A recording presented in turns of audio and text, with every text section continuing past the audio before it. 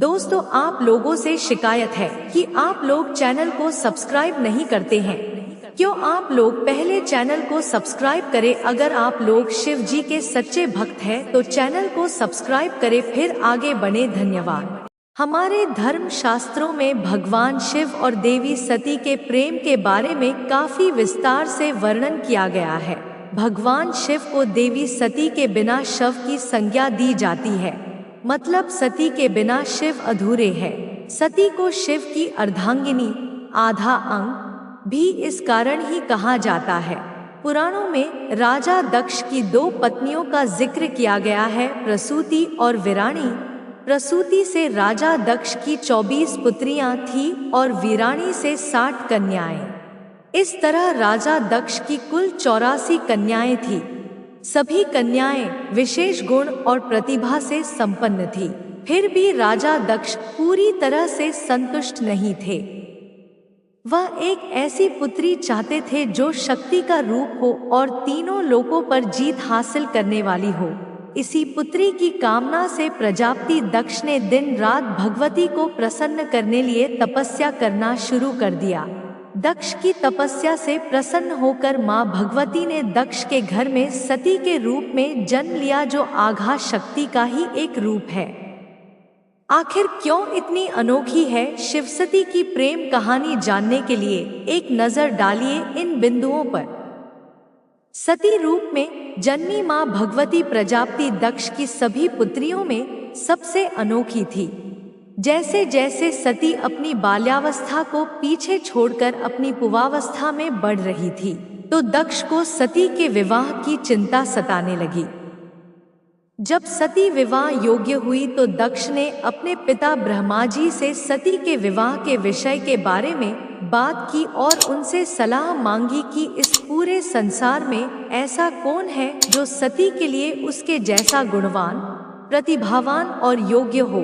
दक्ष की बात सुनने के बाद ब्रह्मा जी ने दक्ष को भगवान शिव के बारे में बताया। ब्रह्मा जी ने दक्ष से कहा कि इस पूरे संसार और ब्रह्मांड के रचयिता शिव है। शिव आदि पुरुष है और सती आदिशक्ति का रूप है। दोनों एक दूसरे के पूरक है और शिव से ज्यादा योग्य वर सती के लिए और कोई हो ही नहीं सकता। इसलिए बिना कोई देरी किए आपको सती का विवाह शिव से कर देना चाहिए। ऐसे हुआ शिव सती का विवाह संपन्न। सती के लिए वर खोजना। दक्ष के मन में सती के लिए योग्य वर के रूप में भगवान विष्णु का ही ख्याल आया था। वो सती का विवाह अपने आराध्य भगवान विष्णु से करना चाहते थे। दक्ष को लगा ब्रह्मा जी भी सती के लिए श्री विष्णु के नाम का चयन करेंगे, लेकिन ब्रह्मा जी ने इसके उल्ट शिव को लिए सती के लिए योग्य वर कहा और सती का विवाह शिव से करने का सुझाव दिया।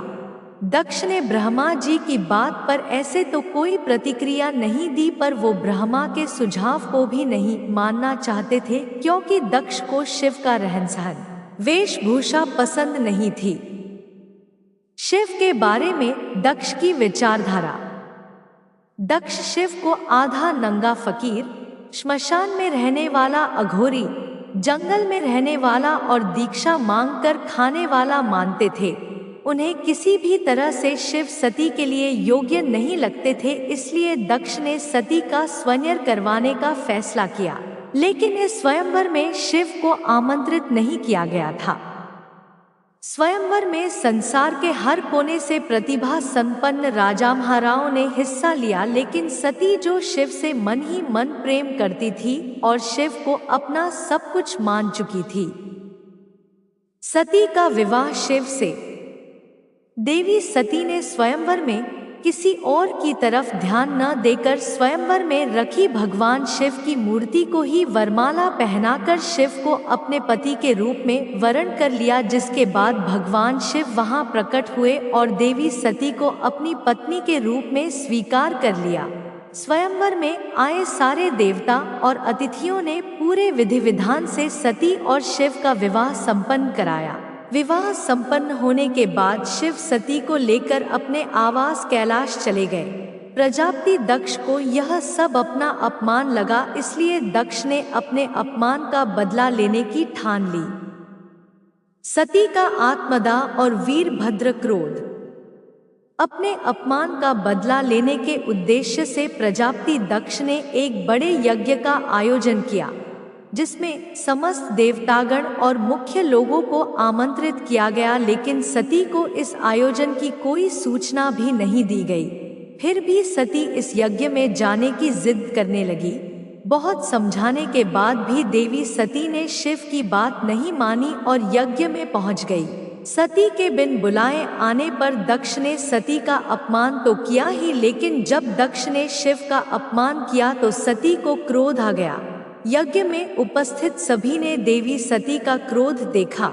सती का क्रोध इतना बढ़ा कि सती ने अपने पत्नी धर्म को बचाने के लिए सती ने यज्ञ की अग्निकुंड में अपने प्राणों की आहुति दे दी। जब यह सूचना भगवान शिव तक पहुंची तो वह बहुत गुस्से में आ गए।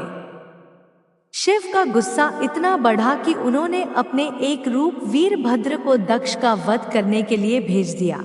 जैसे ही यह बात दक्ष के कानों में पड़ी, वह अपनी प्राणों की रक्षा के लिए यहाँ वहाँ भागने लगे और समस्त देवताओं से सहायता मांगने लगे, पर वीरभद्र के क्रोध को शांत कराना किसी के वश की बात नहीं थी।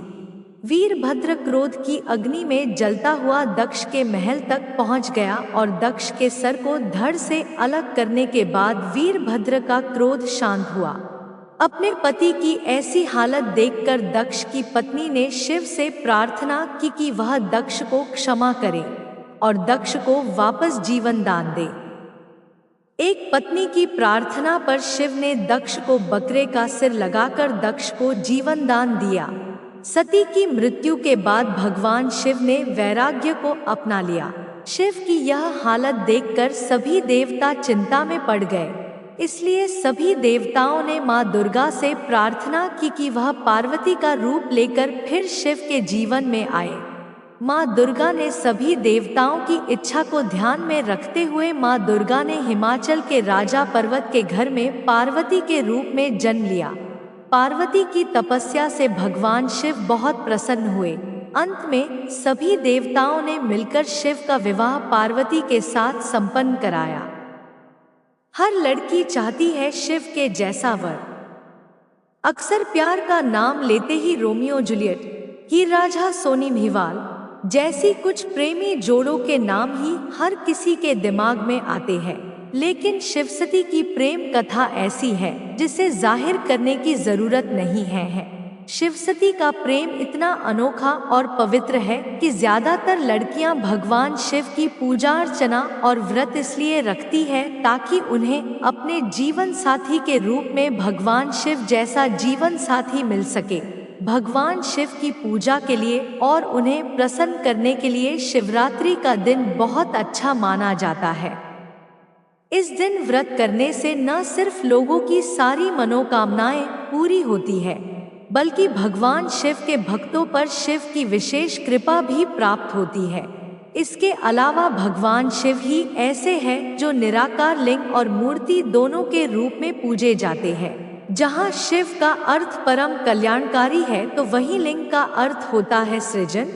शिव के वास्तविक स्वरूप से उत्पन्न हुए शिवलिंग का अर्थ होता है। अक्सर पूछे जाने वाले प्रश्न। एक, आखिर कैसे है शिव और शक्ति एक दूसरे के पूरक?